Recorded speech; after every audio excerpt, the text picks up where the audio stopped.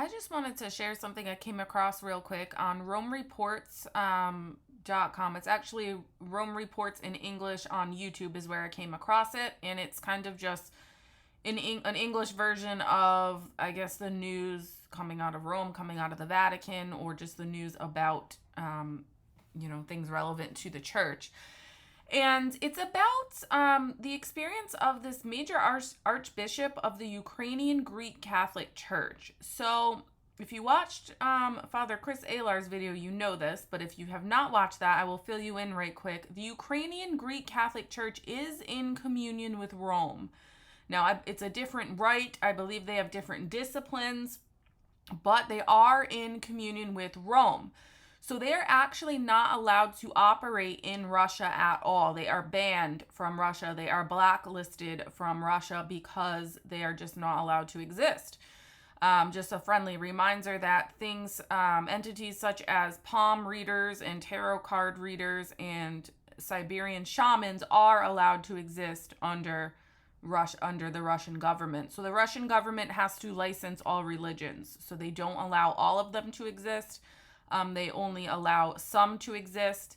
They do allow Roman Catholicism to exist on a very basic level, just basically to give the appearance that they are friendly towards the Vatican, but they are not. It's a very basic level, and they pretty much kick out any clergy member that they don't like.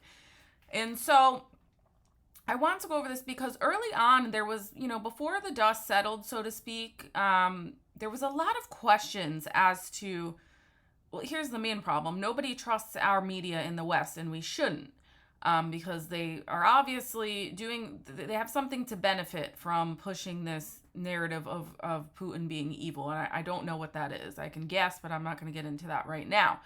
And so obviously when they start pushing this narrative of Putin being evil, people who have irrational minds automatically go the opposite way. And I'm guilty of this. I did this. Before we had all the information, it looked to me like Russia's conservative values, or at least the appearance of conservative values that they were trying to give, they wear this mask of Christian orthodoxy in relation to, kicking out the gay parades and things like this.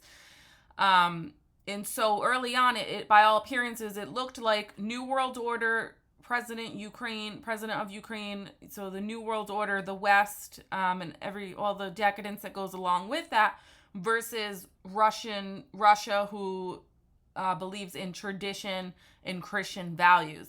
And like most things, it's not that simple. Maybe that is a small part of it, but it's not that simple.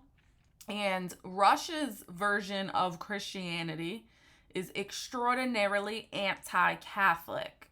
And the tragedy of this is that they have the Eucharist. They have valid sacraments.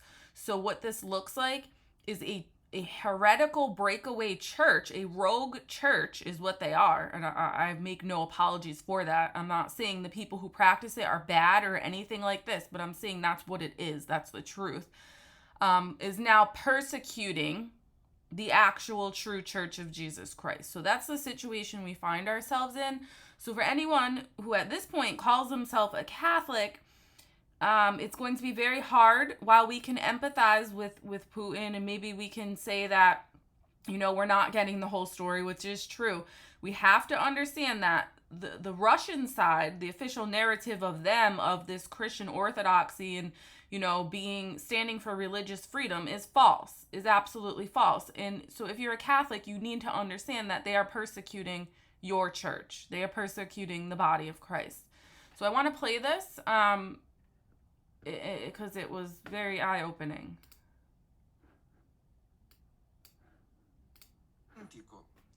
The major archbishop of the Ukrainian Greek Catholic Church, Sviatoslav Shevchuk, shared an emotional testimony at a conference hosted by the Pontifical Oriental Institute. There, he revealed that since the beginning of the war, his name has been on an assassination hit list. We have discovered that during the first days of the war, all of us, especially religious leaders, were on a list of people to be eliminated. We found out that in the Kiev Cathedral Parish community, there were spies who turned out to be part of an assault group. According to Archbishop Shevchuk's information, several soldiers had orders to attack the cathedral and had infiltrated the choir and youth group. They blended in with civilians who, on the first day of the war, took refuge in the basements of the church. The Archbishop says he never imagined that the cathedral would become a bomb shelter. I remember that on the first night of the war, we sheltered almost 500 people under our cathedral in the crypt. It's interesting that this raiding party wanted to come into the underground shelter to shoot people. He also described the fighting around the cathedral, calling the first days of the invasion apocalyptic. At several points, he burst into tears, especially when recalling the stories of priests trapped on the front lines. Quel sacerdote, quando sarà ucciso, non li riavrei mai più. E questo purtroppo succede. Tanta sangue innocente. Archbishop Shevchuk became especially well known during the war for his 5-minute video messages, which, for many Ukrainians, was their main source of information in the early days of the war.